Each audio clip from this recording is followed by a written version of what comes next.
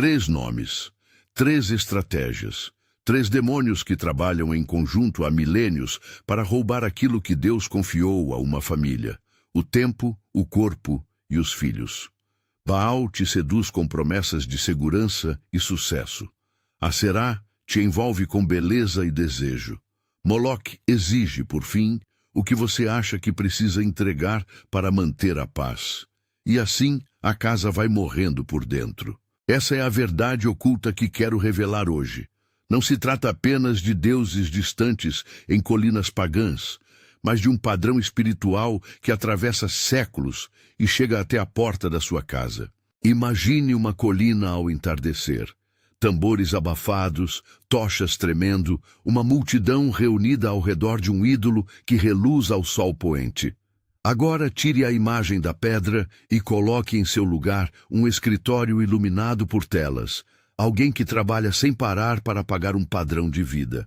Coloque também um quarto, onde imagens e desejos competem pela fidelidade de um coração. E finalmente pense em um silêncio no berço das crianças, onde ausência e conveniência criaram espaço para decisões que custam a alma de uma geração.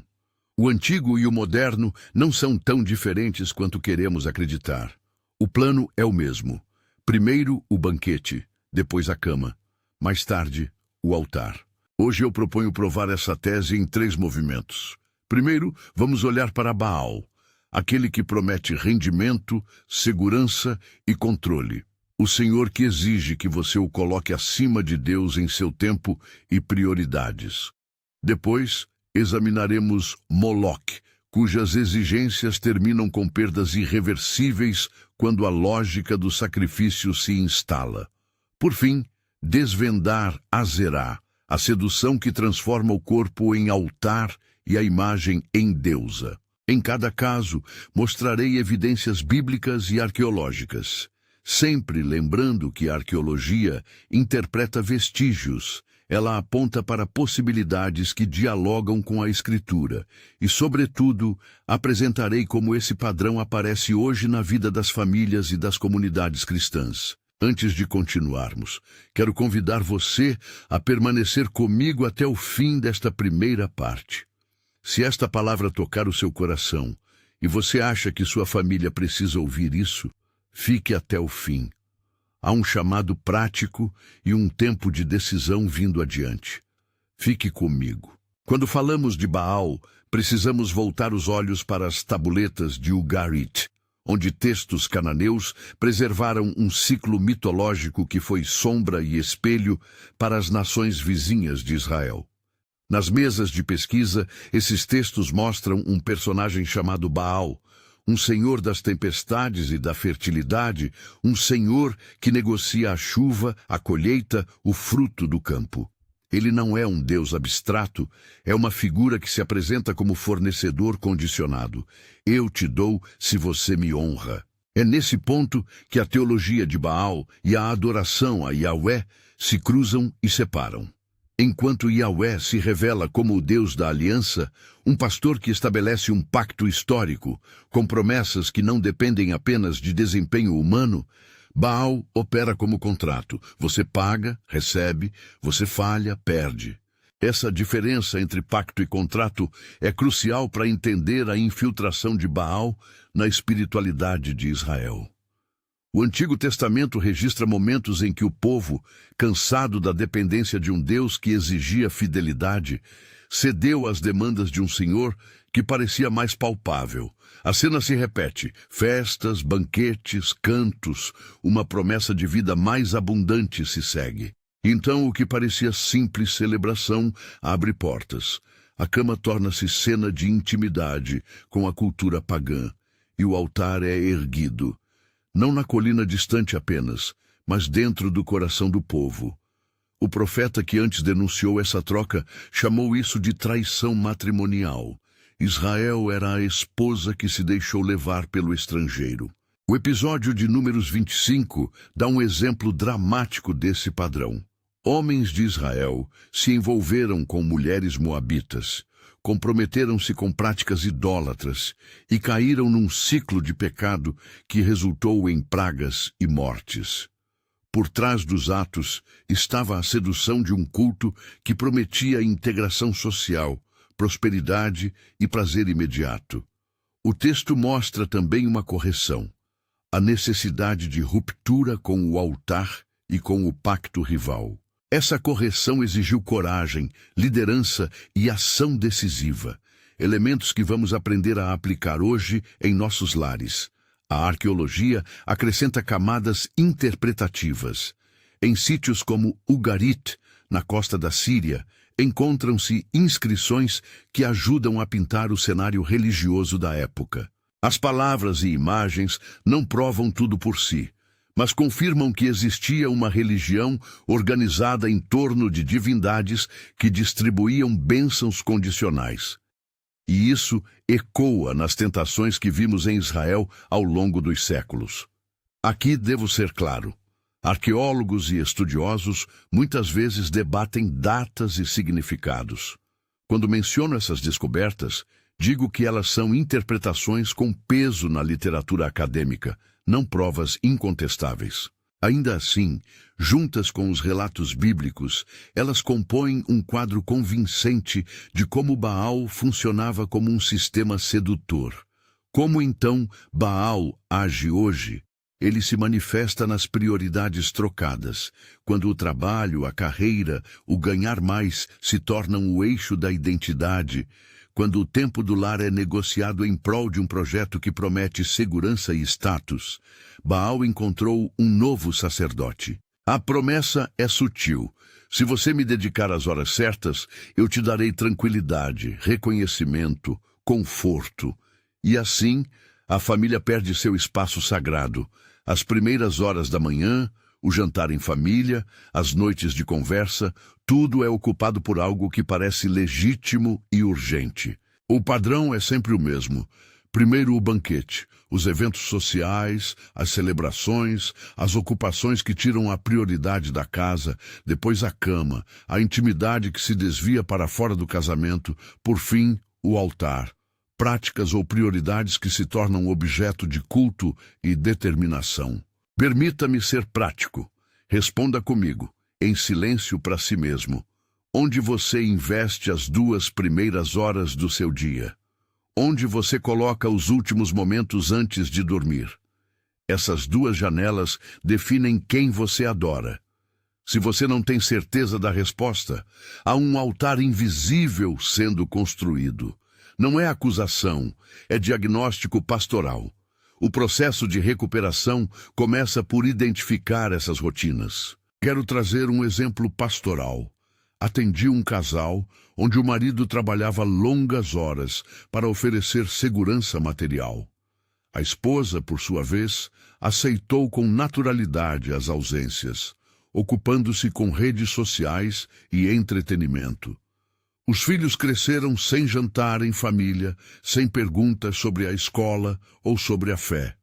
A renda aumentou, o padrão de vida também, mas havia uma fome que nada saciava. Ao diagnosticar, vimos o padrão baalino. Segurança e status haviam tornado-se deuses. A recuperação começou quando o casal concordou em delimitar horários, desligar aparelhos por 2 horas à noite e instaurar uma noite de altar, não do tipo ritualístico, mas um tempo semanal de leitura da palavra, oração e partilha. Não foi mágico, foi disciplina, arrependimento e mudança de sinais no cotidiano. Aos poucos, a presença tomou o lugar do projeto inatingível da promessa de Baal. Agora, preciso expor uma conexão que muitos evitam. O evangelho da prosperidade, quando distorcido, funciona como um novo Baal. Ele promete: me honra com sua oferta, e a bênção financeira virá. Cuidado, eu não estou dizendo que trabalho, prosperidade e estabilidade sejam maus. O que condeno é quando essas coisas tornam-se o critério último de bem-estar espiritual e a medida do favor de Deus. O risco é substituir o pacto pela barganha. Se você dá mais, recebe mais. Se você não prospera, é culpa sua. Esse raciocínio cria um altar onde o evangelho deveria residir. Resistir a isso requer discernimento e retorno à teologia bíblica da graça.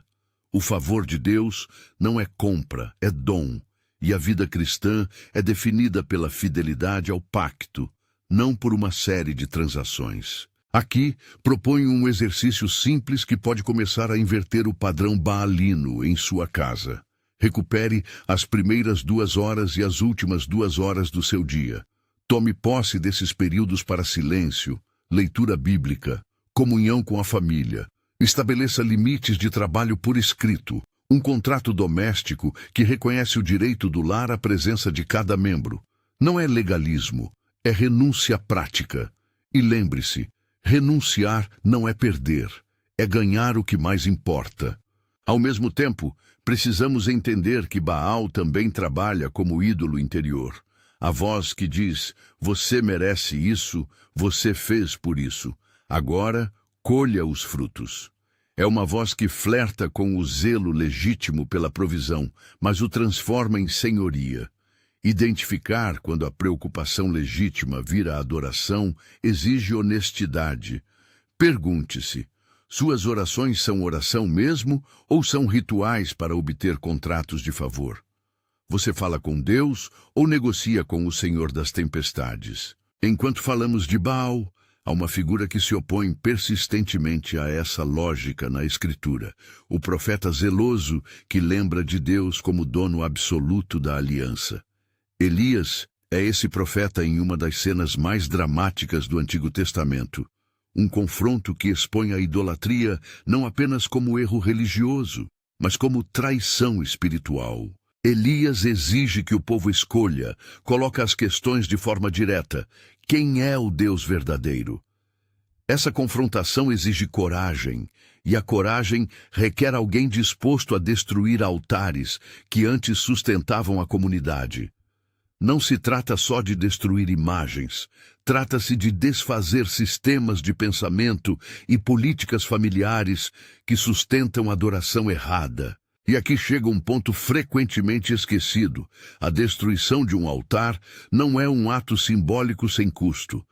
Muitas famílias aprendem por experiência que renunciar a Baal implica enfrentar perdas temporárias, diminuição de renda por redução de horas, confrontos familiares por mudança de prioridades, críticas sociais por escolhas contraculturais. Essas perdas são reais, mas são custos do arrependimento.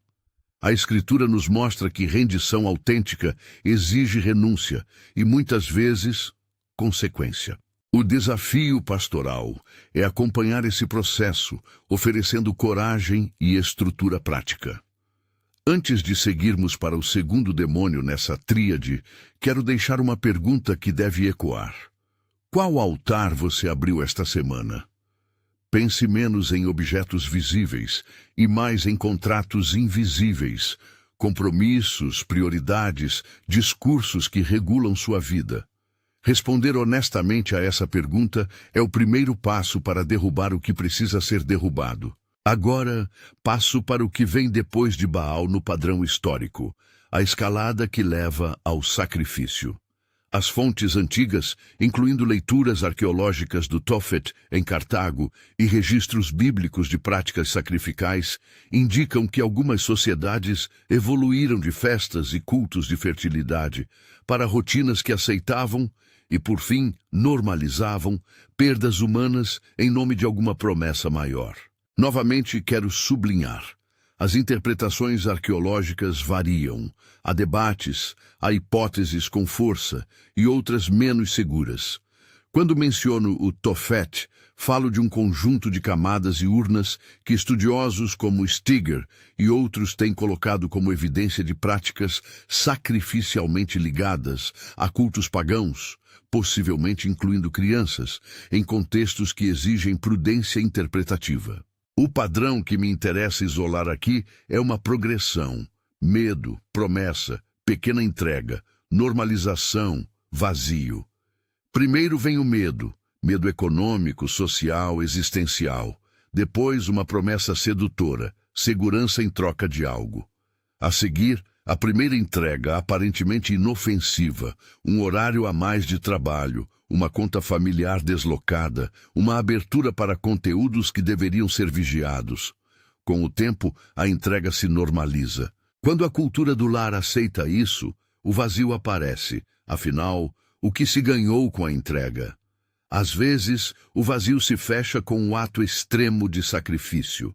Não necessariamente literal, mas no abandono de filhos, no descuido, na aceitação de práticas que costuram a perda das próximas gerações. Em termos contemporâneos, Moloque não é apenas uma divindade de uma colina. É a lógica que justifica a perda dos filhos em nome de objetivos adultos. É a escola que age mais como instituição de substituição parental do que de complemento. É a justificativa para abortos, para a terceirização absoluta do cuidado. É a delegação contínua que transforma o berço num espaço de negligência. Quando falo assim, não quero estigmatizar pessoas que enfrentam situações complexas. Quero denunciar um padrão. A normalização da entrega dos filhos à conveniência e ao medo. E, pastoralmente, temos de reconhecer que a retórica do sacrifício é sempre sedutora. Se eu não fizer isso, eles não terão. É pela sobrevivência, é pelo futuro. Essas narrativas escondem a moral do Moloque. A crença de que é necessário ferir agora para garantir algo depois. Quando a lógica de Moloque entra numa família, ela segue a mesma escada de concessões. Começa com pequenas decisões aparentemente justificadas. Alguém fica mais tempo no trabalho. A criança passa a dormir em outro lugar. A presença é substituída por dispositivos. Gradualmente, as decisões tornam-se postura, permissões que se transformam em prática cultural. E o resultado é uma geração que cresce sob altares invisíveis. Modelos de vida que ensinam aos filhos que a lealdade é dada ao projeto, não à aliança familiar com Deus. Tenho visto em aconselhamentos mães e pais que choram pela distância dos filhos e não sabem onde começou a perda. Muitas vezes não foi um grande acontecimento dramático. Foi uma série de pequenas concessões, aparentemente úteis, que construíram o altar. Reconhecer isso é doloroso, mas libertador, porque muda o foco da culpa instantânea para ações concretas que podem ser revertidas. Antes de continuar, pare comigo mais uma vez e faça um inventário mental. Quantas vezes na última semana você remarcou uma conversa com seu filho por causa do trabalho? Quantas vezes a tela substituiu a presença? Essas perguntas não existem para condenar, mas para revelar onde a escalada já começou. O objetivo pastoral é sempre restaurar, e a restauração começa no reconhecimento honesto. Aqui encerro esta primeira etapa do nosso percurso. Ainda vamos mergulhar com profundidade nas origens de Azerá, no papel de Salomão e Manassés na normalização do culto misto e em exemplos de libertação como Gedeão, Josias e Daniel.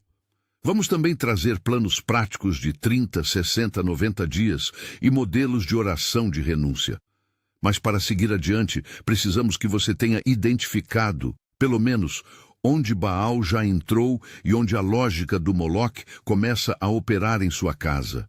Essas são as portas que o inimigo usa: tempo, corpo, filhos. Derrubar altos requer coragem, disciplina e ação concertada. Se você sentiu o peso dessa diagnóstico, segure essa sensação e permita que ela se transforme em decisão.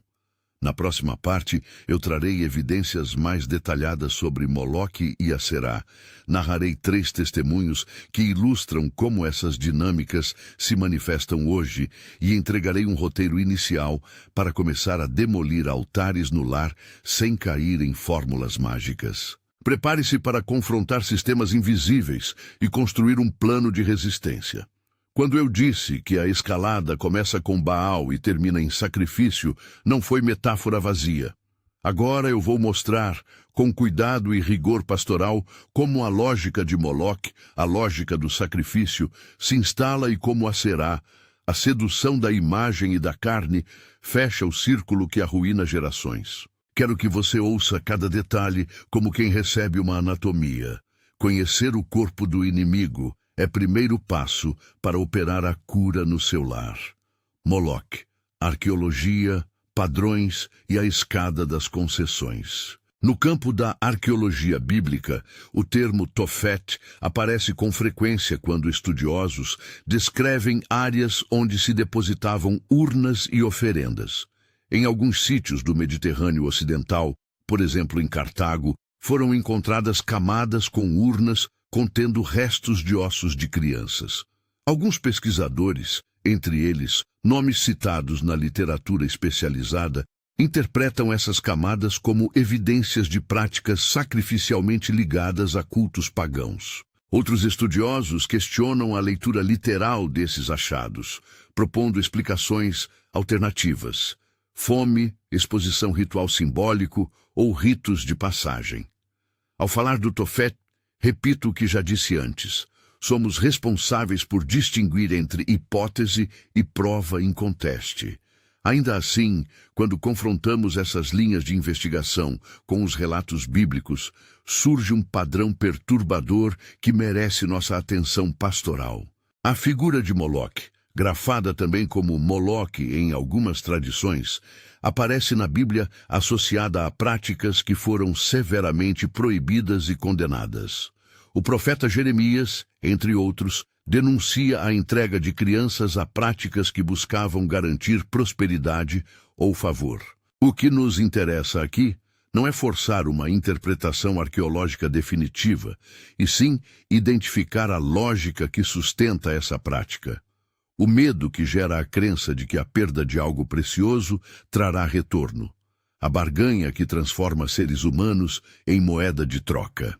A minha leitura pastoral desta dinâmica resume-se numa escada de 5 degraus que eu já mencionei. E agora quero detalhar, porque reconhecer cada passo é essencial para desmontá-los. 1. Medo. Algo começa com ansiedade legítima, medo por sustento, por segurança, pela reputação. Isso pode nascer de crise econômica, de comparação social, de um futuro incerto. O medo cria urgência. 2. Promessa sedutora. Surge uma narrativa que promete solução rápida em troca de entrega. Na antiguidade, podia ser a crença de que um sacrifício traria chuva ou fecundidade. Hoje, é o argumento que convence: se eu abrir mão disso, dessa parte da minha família, garantirei o futuro. 3. Pequena entrega. O primeiro ato parece inofensivo. Um horário a mais, uma decisão educacional terceirizada sem supervisão, a delegação total do sono e alimentação das crianças. São concessões que aparecem como meios racionais para um fim grandioso. 4. Normalização. As pequenas concessões deixam de ser exceção e viram prática cultural. A narrativa justificadora se institucionaliza. Escolas que ocupam o tempo dos filhos das 7 às 19 horas, trabalhos que aguardam a disponibilidade das noites, entretenimento que ocupa memórias e emoções. 5. Vazio e sacrifício. O fim desta escada é o deserto interno. Filhos emocionalmente distantes, lares sem tradição de fé, vidas adultas que justificam perdas como necessárias. Em contextos extremos, esse vazio se fecha com decisões definitivas que comprometem gerações. Entender essa escada não é praticar uma leitura fatalista, é, ao contrário, ganhar um mapa. Cada degrau tem sinais que podemos observar e intervir. No ponto do medo, ofereça segurança pastoral e redes de apoio. Na promessa sedutora, exponha a lógica contrária à aliança de Deus. Na pequena entrega, traga consciência e políticas familiares que interrompam a progressão. Na normalização, mude rituais. No vazio, promova reconciliação e presença. Moloque moderno assume várias formas que precisamos nomear com coragem pastoral. Não é preciso que alguém também defenda a prática literal de imolar. O que destrói uma geração É a lógica de delegar o cuidado essencial das crianças à conveniência, aos sistemas, às ideologias que substituem o lar. Posso citar 3 áreas principais onde Moloque se manifesta hoje. A terceirização total do cuidado, quando a educação e o desenvolvimento afetivo das crianças são tratados como serviços e não como uma vocação sacramental dos pais. Isso inclui a aceitação de turnos longos de trabalho como inevitáveis, sem guardas de presença emocional. A cultura do aborto reducionista. Há situações complexas onde não cabe simplificação. Minha palavra pastoral aqui é para nos lembrar que qualquer retórica que encoraje a solução pela eliminação de uma vida como caminho para preservar um projeto adulto precisa ser examinada à luz do mandamento bíblico de proteger o fraco e a inocência. As respostas práticas às pressões sociais devem ser voltadas ao suporte, não ao sacrifício. A substituição por telas e instituições. Quando o berço vira um espaço ocupado por ruídos artificiais, quando o afeto primário é dividido por algoritmos, há um deslocamento da autoridade paterna-materna para sistemas que não amam, não oram, não se sacrificam. Se você se identifica com alguma dessas manifestações, não tema, mas não minimize. O reconhecimento orientado por graça é o primeiro passo para uma reconstituição. E a reconstituição exige medidas práticas e, muitas vezes, decisões difíceis. Medidas práticas contra Moloque no lar. Aqui estão medidas concretas, pensadas para serem aplicadas com carinho e firmeza pastoral. Elas não são fórmulas mágicas, são disciplina e devolução de presença. Inventário da presença. Registre por uma semana as horas de presença real de cada pai, mãe com cada filho. Não contabilize apenas tempo físico. Conte conversas, refeições compartilhadas, perguntas sobre o dia. Este inventário revela onde o culto invisível foi erguido. Política de horas inegociáveis. Estabeleça 2 janelas diárias, manhã e noite, onde dispositivos são desligados e o foco é a família. Proteja essas horas como se fossem compromissos profissionais. Regra das 3 perguntas. Todo dia, cada pai deve fazer ao menos 3 perguntas significativas para um filho, sobre sonhos, amigos ou uma dificuldade.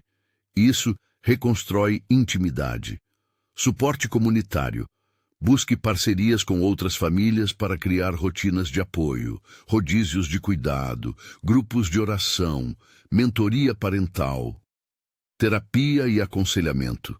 Muitas vezes, decisões extremas nascem de traumas não resolvidos. Não ignore a necessidade de ajuda profissional. Proteções legais e financeiras. Quando a pressão econômica ameaça o lar, procure consultoria que ofereça alternativas. Planejamento, redes de solidariedade, ofertas da igreja estruturadas. A eficácia destas medidas não é instantânea. Elas alteram hábitos, redesenham narrativas.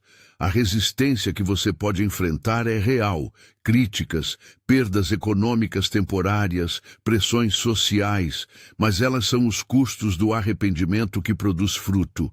Azerá, templo doméstico, Salomão e o culto à imagem. Enquanto Moloque caracteriza a lógica do sacrifício, Azerá representa a lógica da sedução, a adoração à imagem, à beleza, ao corpo como objeto de culto.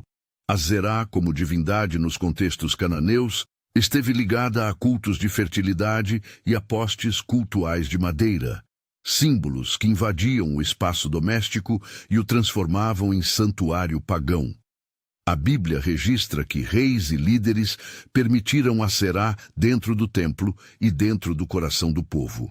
O mais trágico desses casos é o de Salomão, cuja sabedoria e poder foram corroídos pela mistura de culto.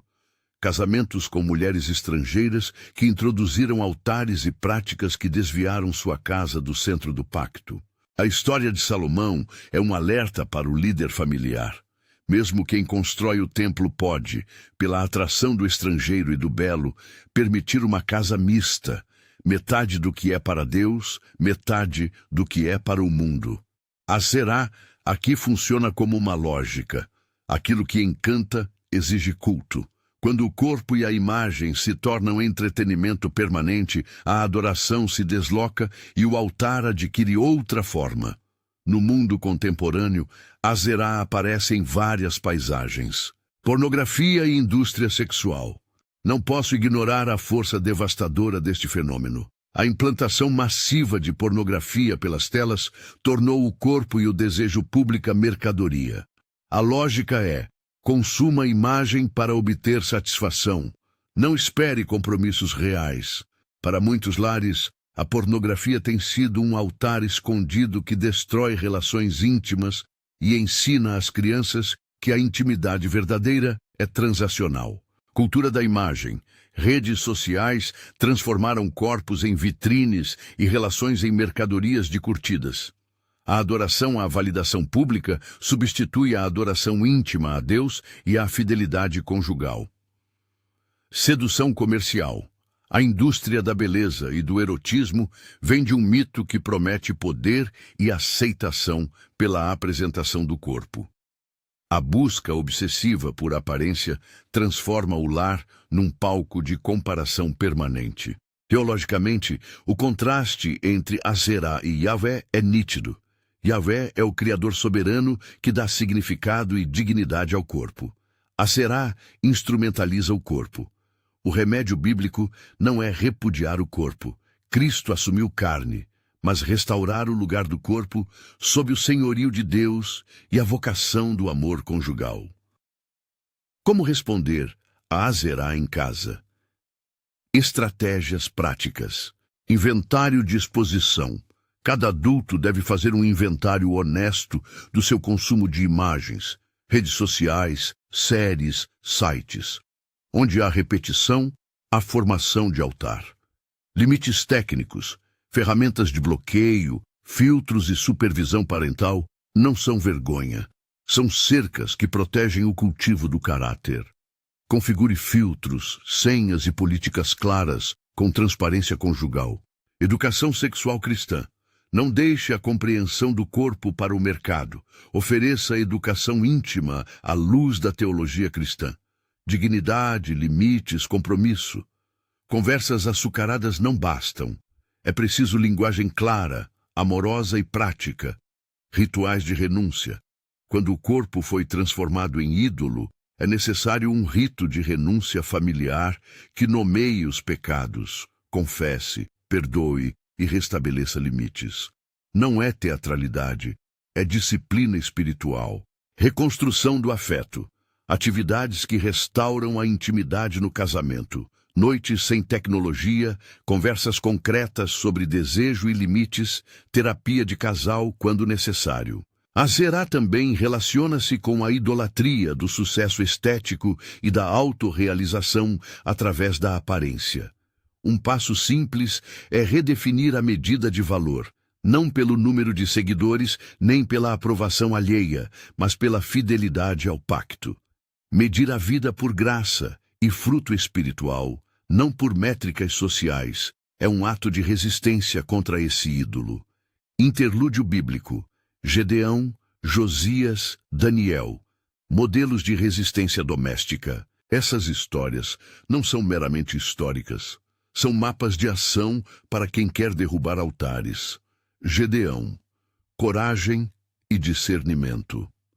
A narrativa de Gedeão nos mostra como um líder pode destruir altares e não sucumbir ao medo. Chamado enquanto escondia-se de inimigos, Gedeão recebeu instrução de cortar ídolos e usar recursos do lar para preparar a libertação do povo. 3 pontos aplicáveis.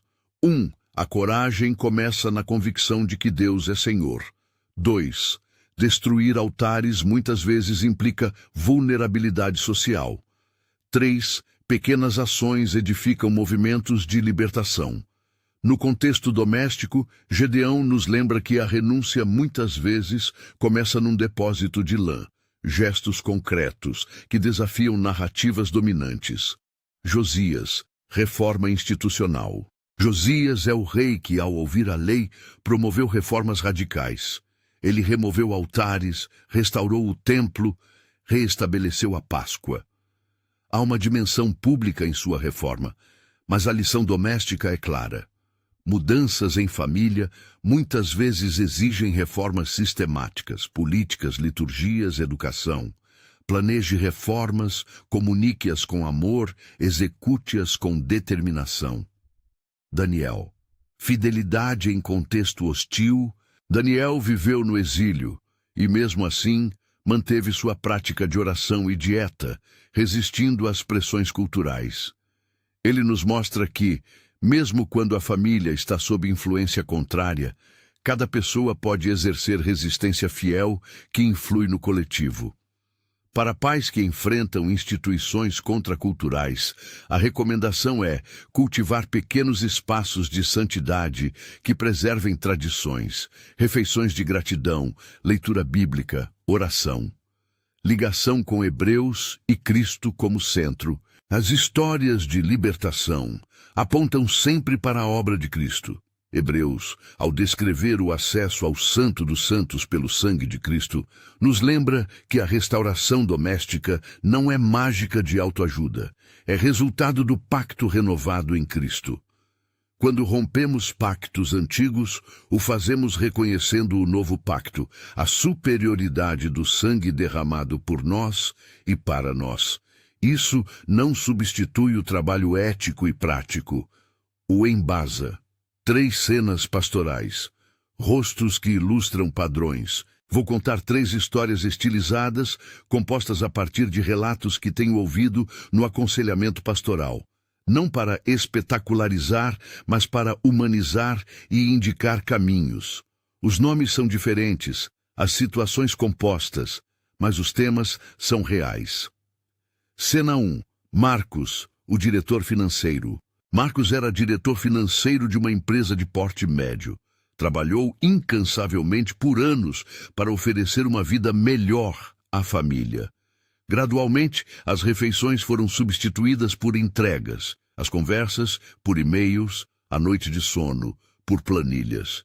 Seus filhos passaram a ver o pai em fotos, não em presença. Ao procurar aconselhamento, Marcos disse: "Eu achei que estava fazendo certo."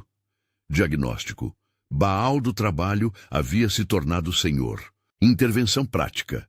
Acordos visíveis na casa. Refeições em família 5 noites por semana. Horas sem dispositivos para todos. Compromisso de férias desconectadas e um conselho familiar mensal para revisão de prioridades. Resultado. Não foi instantâneo, mas a proximidade cresceu. E Marcos reaprendeu a existir como pai, não apenas como provedor. Cena 2. Helena e Paulo, o casal que enfrenta a Azerá. Paulo lutava com pornografia desde a juventude. O consumo era secreto e alimentava um sentimento de vergonha que corroía o relacionamento conjugal. Helena descobriu e entrou um sentimento de traição profunda. A sedução de Azerá havia transformado o corpo em objeto, e o casamento tinha um altar clandestino.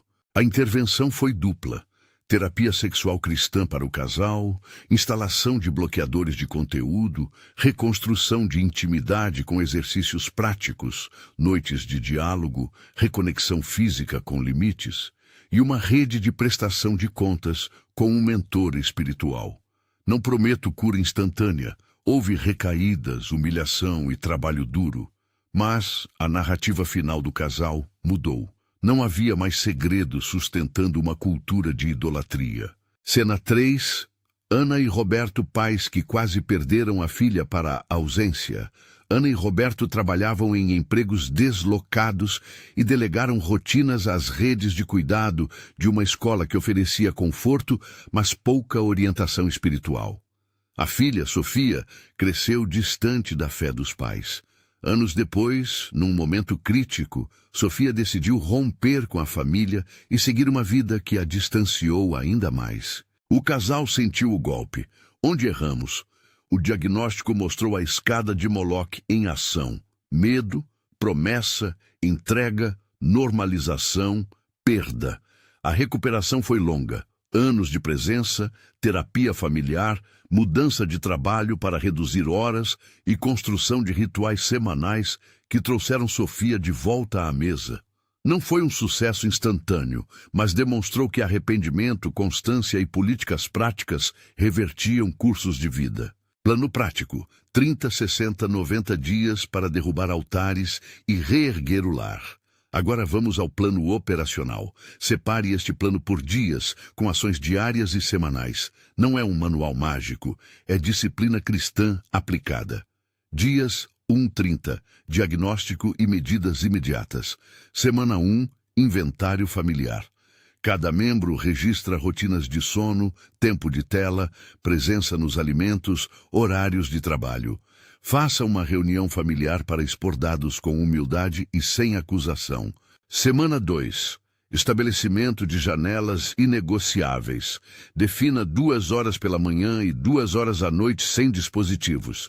Proponha a cada membro que coloque um objetivo espiritual nessas horas. Leitura bíblica, oração, diálogo. Semana 3. Policiamento das telas. Instale filtros, senhas compartilhadas, com responsabilidade, e configure um dia da semana sem telas para todos. Para casais com problemas de pornografia, buscar soluções técnicas e um grupo de prestação de contas espiritual. Semana 4. Reunião de confissão e renúncia. Leia em família um texto de renúncia curto. Vou dar modelos abaixo. Faça um ato simbólico de destruição de objetos que glorificavam o ídolo, não como superstições, mas como disciplina de memória. Dias 31, 60. Reestruturação e políticas públicas do lar. Instituir políticas formais por escrito. Um contrato doméstico que detalhe horários de trabalho, responsabilidades parentais, políticas de educação e regras de exposição à mídia. Este documento deve ser redigido com consensos e assinado simbolicamente. Estabelecer noites semanais de discipulado familiar, leitura bíblica, perguntas reflexivas, oração. Um formato prático: 20 minutos de leitura, 20 minutos de partilha, 20 minutos de oração. Encontrar um mentor ou pequeno grupo. Cada família deve ter pelo menos uma conexão com outra família responsável e uma liderança pastoral que acompanhe o progresso. Investir em suporte profissional. Terapia familiar, aconselhamento econômico, suporte para vícios. Não subestime o papel de profissionais guiados pela fé. Dias 61-90. Consolidação e celebração. Revisão dos dados. Compare o inventário inicial e atual. Celebre progressos e corrija falhas.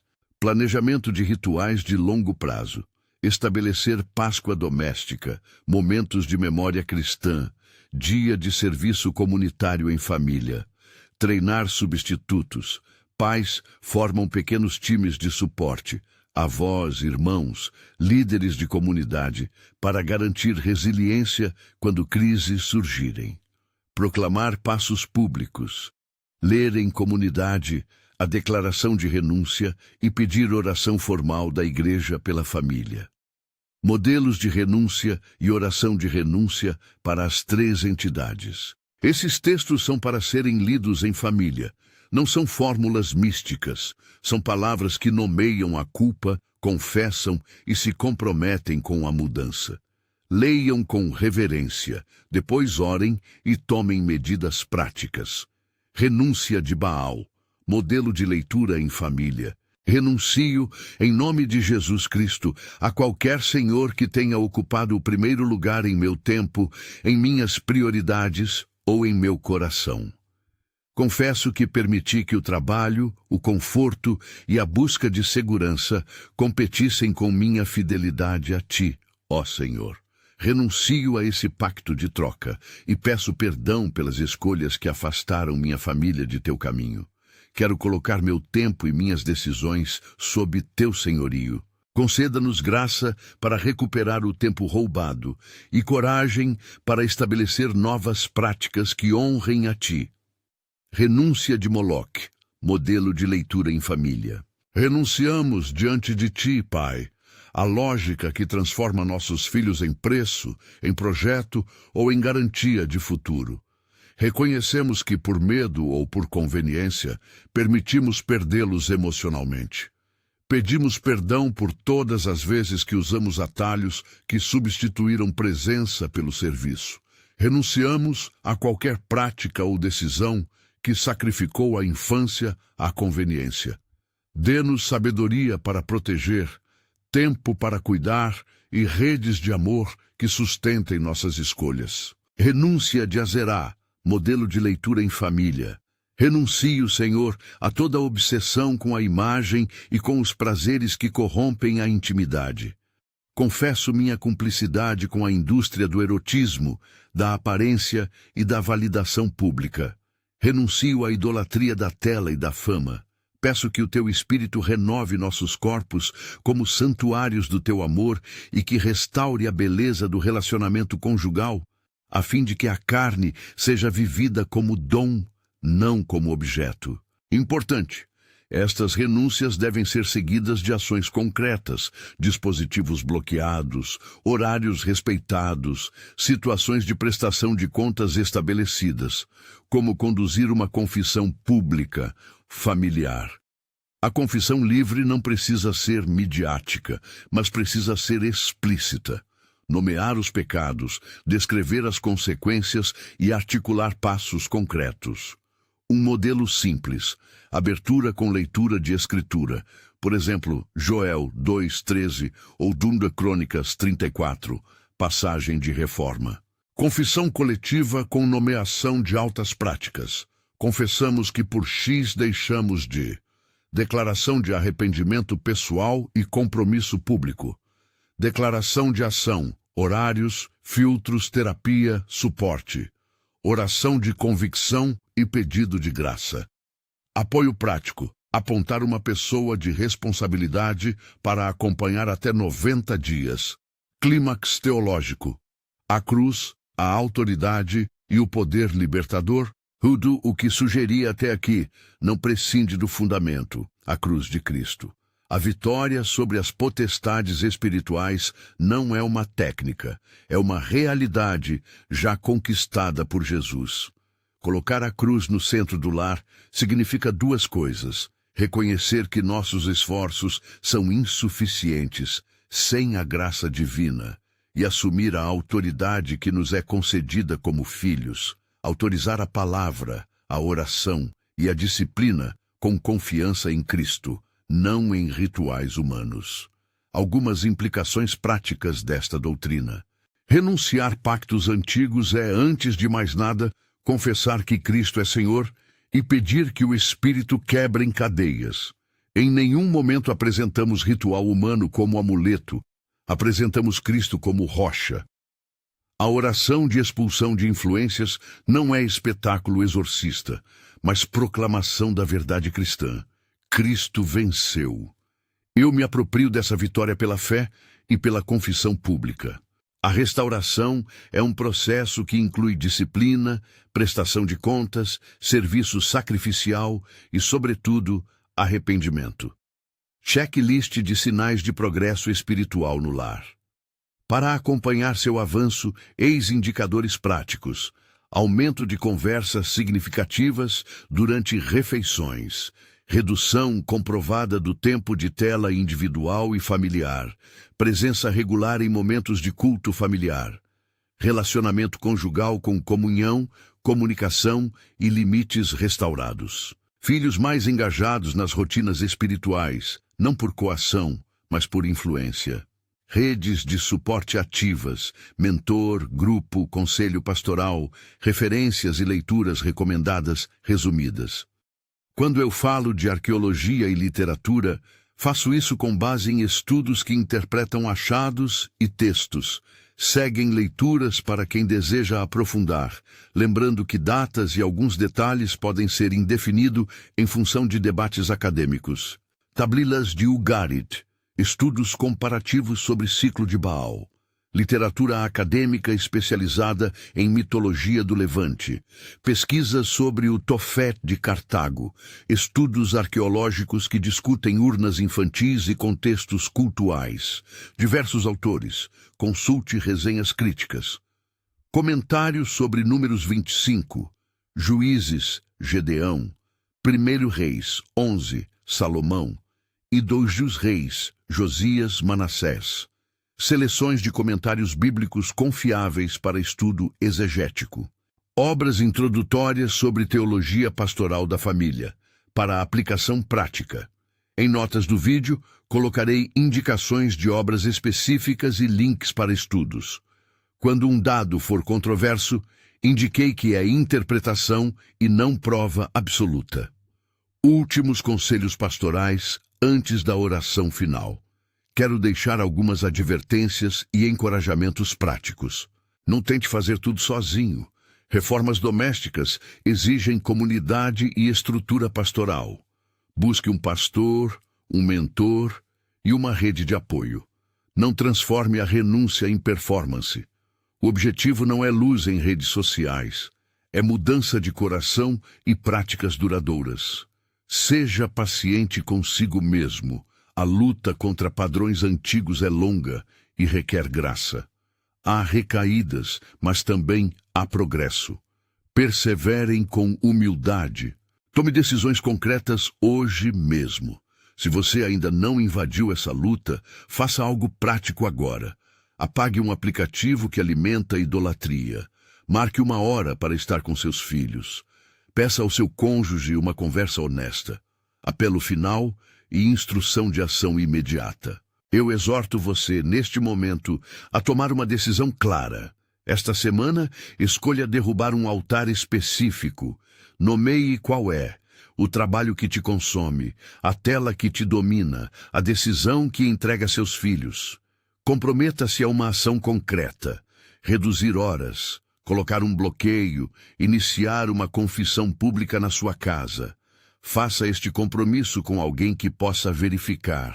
Se você está pronto, comente agora mesmo onde este vídeo estiver sendo visto. Eu derrubo os altares. Use essas palavras como um pacto público. Eu quero orar por você e sua família. Compartilhe este vídeo com 3 pessoas que possam tomar essa decisão com você. Inscreva-se para receber materiais de apoio que vamos disponibilizar. Listas de verificação, modelos de confissão e guias para 30, 60, 90 dias. Oração final, confissão, renúncia e proclamação. Pai Senhor dos céus e da terra, venho diante de Ti com humildade. Confessamos que muitas vezes trocamos o Teu senhorio por senhores que prometem, mas não sustentam. Renunciamos, em nome de Jesus, a pactos invisíveis que entregaram nosso tempo, nosso corpo e nossos filhos a interesses contrários à Tua aliança. Perdoa-nos, Pai, por cada vez que fomos seduzidos por promessas de conforto que nos afastaram de Ti. Em nome de Jesus, declaramos a renúncia de Baal, a renúncia de Moloque e a renúncia de Aserá nas nossas vidas e nas nossas casas. Senhor, quebra toda lógica que justifica o sacrifício, toda narrativa que transforma corpos em mercadoria, toda rotina que substituiu presença por ocupação. Senhor Jesus, aplicamos o Teu sangue sobre cada canto da nossa casa, reivindicando o acesso que nos destes ao Pai. Pedimos, pelo Teu Espírito, força para praticar disciplina, sabedoria para estabelecer regras, coragem para tomar decisões que possam custar temporariamente e fé para não desistir. Protege nossas crianças, Senhor, defende os vulneráveis, dá-nos visão para ver altares invisíveis e ânimo para derrubá-los. Pai, não prometemos resultados como se fossem fórmulas, mas entregamos nossas famílias à Tua graça, crendo que onde há arrependimento, o Teu Espírito opera a restauração. Dá-nos, Senhor, o comprometimento de cumprir o plano prático que traçamos, 30, 60, 90 dias, e que cada passo seja acompanhado de amor, não de condenação. Por fim, Pai, abençoa aqueles que agora disseram: eu derrubo os altares. Que eles encontrem suporte, perseguem a santidade com alegria e encontrem na igreja casa e ferramenta de reconciliação. Em nome de Jesus, que venceu a morte e as potestades, clamamos: renova-nos, santa presença. Amém. Comente: eu derrubo os altares, para que eu possa orar por você pessoalmente. Compartilhe este vídeo com 3 pessoas que precisam ouvir esta verdade oculta e inscreva-se para receber os recursos práticos que vamos disponibilizar para a sua família. Vá agora e comece a derrubar o que tem destruído sua casa, com coragem, com amor e com a certeza de que Cristo é Senhor.